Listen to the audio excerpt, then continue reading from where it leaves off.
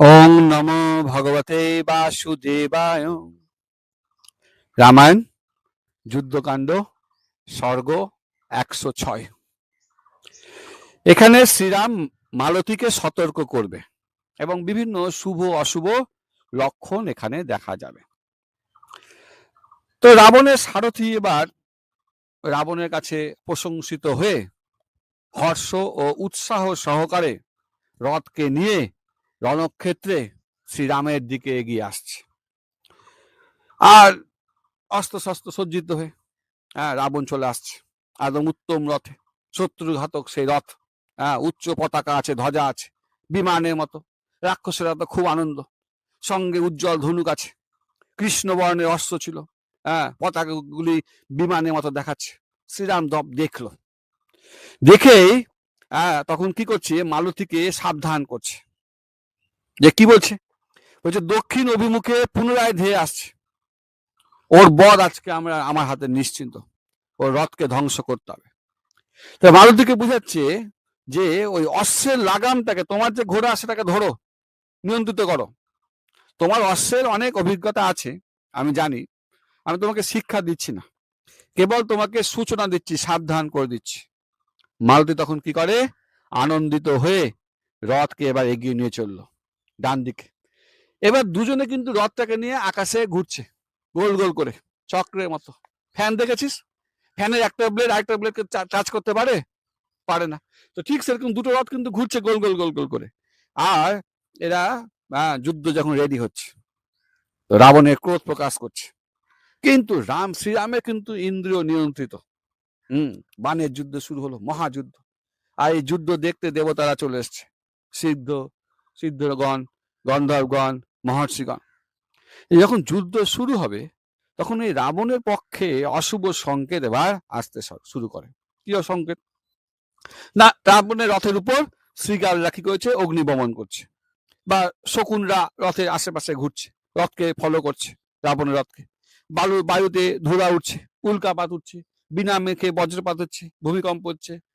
রাবণের দিককার আকাশটা অন্ধকার হয়ে এসছে।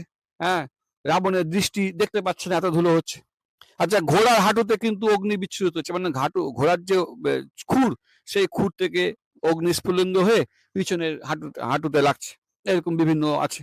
মানে রাবণের দিকে অস্ত্রগুলি এবার চোখ দিয়ে জল পড়তে শুরু করেছে। কিন্তু শ্রীরামের পক্ষে কোনো অশুভ লক্ষণ নেই, বরঞ্চ শুভ লক্ষণ আসতে থাকে, মঙ্গলজনক, বিজয় সূচক। বুঝা যাচ্ছিল যে রাবণের বধ এখন সময়ের মাত্র, অপেক্ষা মাত্র। আর এই সমস্ত শুভ লক্ষণ দেখে শ্রীরামের কিন্তু অধিক আনন্দ হয়। তিনি এবার বেশ অধিক পরাক্রম তখন প্রকাশ করতে শুরু করলেন। রামায়ণ যুদ্ধকাণ্ড স্বর্গ 107। এবার যুদ্ধ হবে, শ্রীরাম রাবণের ঘোরতর যুদ্ধ হবে। বলছে ত্রিভুবনের ত্রাসজনক যুদ্ধ এবার শুরু হয়। বানর আর রাক্ষসেরা এবার দেখতে থাকে, উভয় পক্ষে আশ্চর্য যায়, এবং নিজের মধ্যে যুদ্ধ করা বন্ধ করে দিয়েছে। আর না, মানে একে পাশাপাশি দাঁড়িয়ে এবার যুদ্ধ দেখছে, শেষ যুদ্ধ। দুজনেই পরাক্রম একদম উজাড় করে দিয়েছে, মানে নির্ভয় জীবন, মানে জীবন মরণের ব্যাপার। দুজনে কিন্তু এবার যুদ্ধ করতে শুরু করে দিয়েছে, একে অপরকে বাণ নিক্ষেপ, ক্রোধ প্রকাশ করছে, বাণে সরবর্ষণ করছে, অশ্বকে আঘাত করছে। মায়া নির্মিত গদা, চক্র, পরিঘ, মুসল, পর্বত শৃঙ্গ, বৃক্ষ, মূল ইত্যাদি সৃষ্টি করে একে অপরকে আঘাত করছে। শ্রীরামকে রাবণ অনেকবার আঘাত করলো, বানে বানে বানে আকাশ একদম ছেয়ে গেল। কিন্তু একটু পর রাবণ কিন্তু ক্লান্ত হয়ে পড়ছে। তো হাসতে হাসতে শ্রীরাম কিন্তু হাসতে শুরু করেছে। হাসতে হাসতে শ্রীরাম তখন আরো স্বর নিক্ষেপ করছে, শত শত স্বর নিক্ষেপ করছে। লড়াই চলতে আছে, একে অপরকে আঘাত প্রত্যাঘাত, ভয়ঙ্কর, মানে এই রোমাঞ্চকর সংগ্রাম তখন চলতে থাকছে। এবার ওই দুই সারথি কিন্তু, যুদ্ধ তো দুজনে চলছে, কিন্তু দুই সারথি কিন্তু এখানে ওদের কিন্তু একটা তাদের কৌশল প্রদর্শন করছে, চক্রাকারে ঘুরাচ্ছে, কখনো ঋজু গতিতে, কখনো স্পিডে, কখনো পিছিয়ে যাচ্ছে। এভাবে রথগুলোকে তারা বিভিন্নভাবে, যাতে তাদের প্রভুরা ভালোভাবে যুদ্ধে এগিয়ে থাকতে পারে, সেই রকম চেষ্টা করছে। তো শ্রীরামের বাণ বর্ষণে রাবণের কি হয়, রথে গুলো অশ্ব কিন্তু পিছাতে শুরু করেছে, রাবণও পাল্টা বাণ বর্ষণ করছে। কুপিত হয়ে রাবণের কি করছে, শ্রীরামের বুকে আঘাত করছে। এবং শ্রীরাম কিন্তু তখন এই ব্যথাকে একেবারে উপেক্ষা করেছে। এবার রাবণ মালতীকে বাণ নিক্ষেপ করেছে। মালতী কিন্তু একদম বিচলিত হয়নি, ব্যথাও পায়নি। তো তখন কি করেছে, এবার শ্রীরামও কি করেছে, রথ দুটি মানে ওই তাদেরকে বাণ মারতে শুরু করেছে। এবার এইভাবে রথ দুটি সমগ্র রণভূমিতে বিচরণ করতে থাকে। শ্রীরামের বাণে রাবণের যে রথের যে অশ্বগুলো সেটা কিন্তু এবার মাঝে মাঝে পিছাতে শুরু করছে। কিন্তু এই যে মালতীকে আক্রান্ত দেখে শ্রীরামের কিন্তু ক্রোধ হয়ে গেছে। তিনি তখন কি করছে, হাজার হাজার স্বর নিক্ষেপ করছে। রাবণেরও পাল্টা হচ্ছে, গদা মারছে, মুসল মারছে, পরিগ মারছে, কিন্তু শ্রীরামকে পীড়িত করতে লাগলো। ভয়ঙ্কর যুদ্ধ চলছে, একদম পৃথিবী পুরো কম্পিত করে সেই যুদ্ধ শুরু হলো। আর এই যুদ্ধ দেখতে দেখতে দেখতে ঊর্ধ্বলোকবাসীদের কিন্তু চিন্তা হয়ে গেছে, ওরা টেনশন পড়ে গেছে। এদিকে তখন ওই ঋষিগণ তখন প্রার্থনা করছে শ্রীরামের বিজয় হোক। মানে শ্রীরামকে কিন্তু তারা বলছে যে আপনাকে তো যুদ্ধটা জিততে হবে, আপনি হয়তো ভুলে যাচ্ছেন, লীলা করতে ব্যস্ত হয়ে গেছেন, আরো যুদ্ধ করবো না। তো শ্রীরাম তখন এক তীরে রাবণের একটা মস্তক কিন্তু ছিন্ন করেছে। কটা মস্তক? একটা মারলো। কিন্তু দুঃখের বিষয়, তখন মস্তক ওইখান থেকে ছিন্ন জায়গা থেকে ধর থেকে আরেকটা মস্তক বেরিয়ে গেল। তখন আরেকটা মস্তককে কেটে দিল, তখন সেখান থেকেও আরেকটা কিন্তু শরীর, দ্বিতীয় একটা মস্তক তখন সেখান থেকে বেরিয়ে আসলো। এইবার শ্রীরামের কিন্তু চিন্তা পড়ে গেছে। এখানে তো জীবন নাশের কোনো লক্ষণই নাই, কোনো চিহ্নই নাই যে ও মরবে। বলছে আগে তো সবাইকে বধ করলাম, খড়কে বধ করলাম, দূষণকে বধ করলাম, এখন কি করে মারবো? এইভাবে যুদ্ধ চলতে থাকে, দিন রাত পার হতে থাকে। রাবণের বুকেও সর্বস্বন করছে, রাবণও শ্রীরামকে পীড়িত করছে। এরপর কিন্তু মালতী এবার কিন্তু শ্রীরামকে কিছু বলতে শুরু করলেন। রামায়ণ যুদ্ধকাণ্ড সর্গ 108। তো 108 হচ্ছে আমাদের সনাতন ধর্মের একটা শুভ নম্বর। শ্রীকৃষ্ণের কতজন গোপী আছে? 108। শ্রীকৃষ্ণের কটা প্রিয় গাভী ছিল? 108। কয়টা গাভীর দল ছিল? 108। জপের গুটি কটা? 108। উপনিষদ আছে কটা? 108। আর রাবণ বধ হবে 108 নম্বর স্বর্গে। যাই হোক, তো মালতী এবার তার মতামত প্রদর্শন করছে। বলছে আপনি অনভিজ্ঞের মতো এই রাবণকে অনুসরণ করছেন। ও যে অস্ত্র মারছে আপনিও সেই অস্ত্রকে মারছেন। এইভাবে কখনো যুদ্ধ হয়? হবে না তো। আপনি এক কাজ করেন, আপনি আপনার যে স্থিতি সেটাকে বুঝেন, আপনি ব্রহ্মাস্ত্রের প্রয়োগ করেন। এই ব্রহ্মাস্ত্র দিলেই তো ওকে হত্যা করা যাবে। কেন? তখন শ্রীরাম এই ব্রহ্মাস্ত্রটাকে তুলে নিলেন। পূর্বে ঋষি অগস্ত্য এই শ্রী রঘুনাথকে ব্রহ্মাস্ত্র দিয়েছিল। এই ব্রহ্মাস্ত্র ইতিহাস হচ্ছে, ব্রহ্মা এটা ইন্দ্রকে দিয়েছিল। কেন না? সকল প্রাণীর প্রাণকে নাশ করতে পারবে, এখান থেকে কেউ বাঁচবে না। তখন শ্রীরাম এই সন্ধান করলেন। আর এই যখনই এই তীর টেনেছে, তখন পড়বি দেখতে পাবে, এখানে অনেক ব্রহ্মাস্ত্রের কিছু বর্ণনা করা আছে, সুন্দর যেটা আমি আর বলছি না। তো প্রাণীকুল তখন থর থর করে কাঁপতে থাকে। এবং এই 18 নম্বর শ্লোকে আবার বলছে রাবণের বক্ষে সেই ব্রহ্মাস্ত্রটাকে আঘাত করে। কত নম্বর শ্লোক? এই 18 হচ্ছে আবার আমাদের সনাতন ধর্মের একটা পবিত্র নাম্বার। যেমন 18টা পুরাণ আছে, 18টা উপপুরাণ আছে, 18টা গীতাতে 18টা অধ্যায় আছে। আবার এই যে কুরুক্ষেত্রের যুদ্ধ, এটা 18 দিন ধরেই হয়েছিল। যাই হোক, এই 18 নম্বর শ্লোকে গিয়ে 108 অধ্যায় 18 নম্বর শ্লোকে গিয়ে রাবণ এবার বধ হলো, তার হৃদয়কে একদম ব্রহ্মাস্ত্র বিদীর্ণ করলো। আবার কি হয়েছে, এই যে ব্রহ্মাস্ত্র রক্তাক্ত হয়ে গেছিল, সেটা আবার ঘুরে রক্তাক্ত লেগেই আবার শ্রীরামের তুনে প্রত্যাবর্তন করে। আর রাবণ কিন্তু তখন মাটিতে পড়ে যায় এবং সেই সমস্ত রাক্ষসেরা তখন সেখান থেকে পলায়ন করতে শুরু করে। আর বানরেরা তখন রাক্ষসদের উপর ঝাঁপিয়ে পড়েছে। আর শ্রীরামের বিজয় তখন বানরেরা গর্জন করছে, দেবতারা দুন্দুভি বাজাচ্ছে, আকাশ থেকে পুষ্প বৃষ্টি হচ্ছে, সকলে সাধুবাদ জানাচ্ছে, দেবতাদের আনন্দ হচ্ছে, চারণদের আনন্দ হচ্ছে। সকলে তখন এই শ্রীরামের তখন এবং সবাই শ্রীরামের প্রশংসা করছে। বিভীষণ, লক্ষণ, সুগ্রীব সবাই তখন শ্রীরামের প্রশংসা করছে। শ্রীরামকে বিধি অনুযায়ী তখন তারা পূজাও করতে শুরু করেছে। কারণ কি? কারণ এবার দেবতারা শান্তি লাভ করবে, আকাশগুলো নির্মল হবে, ভূমিকম্প বন্ধ হবে, বাতাস পবিত্র হবে, সূর্য কিরণ স্বাভাবিক হবে। রামায়ণ যুদ্ধকাণ্ড সর্গ 109। এখানে বিভীষণের বিলাপ আছে আর রাবণের শেষকৃত্য আছে। তো বিভীষণ এবার শোকগ্রস্ত হয়ে যায়।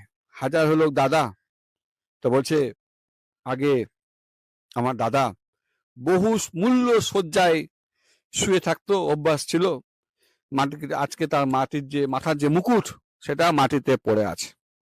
পূর্বে অনেক সাবধান করেছে, কোনোদিন কোনো কথা শুনেনি, গুরুত্বই দেয়নি, আজকে সে সরাঘাতি মাটিতে শুয়ে আছে। কি হলো না, কাম আর ক্রোধের বশীভূত হলো। পূর্বে আমাকেও দেয়নি, কুম্ভকর্ণকেও দেয়নি, ইন্দ্রজিৎকেও দেয়নি, অতিকায়কেও দেয়নি, কারোর কথা শুনেনি। পরিণাম আজকে তেজ শেষ হলো, পরাক্রম বিনষ্ট হলো, প্রতাপ শেষ হলো, প্রভাব শেষ হলো, বল শেষ হলো, তপস্যা শেষ হলো, আর সাহসিকতা সবই শেষ হয়ে গেল। কেন না, শ্রীরামের দ্বারা আজকে সে নিহত হয়েছে। তো তখন শ্রীরাম এসে বিভীষণকে সান্ত্বনা প্রদান করছে। কি সান্ত্বনা? না, রাবণ কিন্তু পরাক্রম প্রদর্শন করে মৃত্যুবরণ করেছে। আর একজন যোদ্ধা যখন পরাক্রম প্রদর্শন করে আমাদের তখন দুঃখ পাওয়া উচিত নাই। বলছে যুদ্ধে তো কেউ না কেউ তো জিতবেই, সারা জীবন তো কেউ বিজয়ী থাকতে পারবে না। সবই কালের প্রভাব বীরের যুদ্ধতে, সেই জন্য আমাদেরকে শোক করতে হয় না, কারণ কালের প্রভাবে একদিন না একদিন আমাদের মৃত্যু হবে। তো তুমি পরবর্তী কার্য সম্পাদন করো, তুমি বিভীষণ তুমি একটু শান্ত হও, তোমাকে রাজা হতে হবে। তো তখন বিভীষণ বলছে এই রাবণ পূর্বে দেবতাদেরকেও বধ মানে মানে দেবতারাও এই রাবণকে বধ করতে পারেনি, ইন্দ্রও পারেনি। এই রাবণ সারা জীবন রাক্ষস কুলের ভরণ পোষণ করেছে, শত্রুদের দেখে আমাদের রক্ষা করেছে, মিত্রদের ধন প্রদান করেছে। আর এই যে কথাগুলো বলছে, এতে কিন্তু শ্রীরাম কিন্তু বুঝে গেল কি চাইছে বিভীষণ। কি চাইছে? যে দাদার শেষ কাজটা যাতে ভালো করে হয়। তখন শ্রীরাম কিন্তু বলছে যে শ্রীরাম তখন অন্ত্যেষ্টি কর্মাদি সম্পাদনের অনুমতি দিল। কারণ বিভীষণ তো বুঝতে পারছে না যে শ্রীরাম কি করবে, রাবণের শরীরটাকে ওই চিল পাখি খেতে দিবে না অন্ত্যেষ্টি। কারণ শ্রীরাম না পারমিশন দিলে কিন্তু করতে পারছে না। তখন শ্রীরাম বলছে যে এ তপস্বী ছিল, বেদান্ত বেত্তা ছিল, যজ্ঞ করেছে অনেক, হাজার হলেও সে কিন্তু অনেক জ্ঞানী গুণী ছিল। সেই জন্য বলছে যে কারোর মৃত্যুর পর আর শত্রুতা থাকে না, আমাদের কার্য সফল হয়েছে, প্রয়োজন মিটে গেছে, মৃত্যুর পর সবাই সকলের প্রিয় হয়ে যায়। সেই জন্য আপনি তার শেষকৃত্য ভালোভাবে রাজকীয় পদমর্যাদায় সম্পন্ন করেন। রামায়ণ যুদ্ধকাণ্ড সর্গ 110। এখানে রাবণের স্ত্রীগণের বিলাপ হবে। তো যেই মৃত্যু সংবাদ শুনেছে রাবণের স্ত্রীগণ তখন অন্তঃপুর থেকে বেরিয়ে আসছে, শোকে বিহুল হয়ে গেছে, ধুলায় গড়াগড়ি খাচ্ছে। তো রাক্ষসরা, কিছু কিছু রাক্ষস বেঁচে ছিল, তারা কিন্তু থামাতে পারেনি। আর এই সব স্ত্রীরা তখন কাঁদতে কাঁদতে, চিৎকার করতে করতে, মানে ছুটি করে বেড়াচ্ছে সবাই। প্রত্যেকে তখন নিজ নিজ পতির খুঁজে বেড়াচ্ছে, কোথায় আছে দেখি। কেমন বলছে, মৃত বৎসা গাভীর নাই। গাভীর যখন বাচ্চা মরে যায় তখন সে যেমন ছটপট করে, ঠিক সেরকম এইসব করতে যখন তারা রণক্ষেত্রে চলে এসছে, তখন তারা এই রাবণকে দেখতে পেল। কেমন রাবণ? রাবণ কি ছিল? মহাপরাক্রমী, মহা তেজস্বী। এখন কি অবস্থা হলো?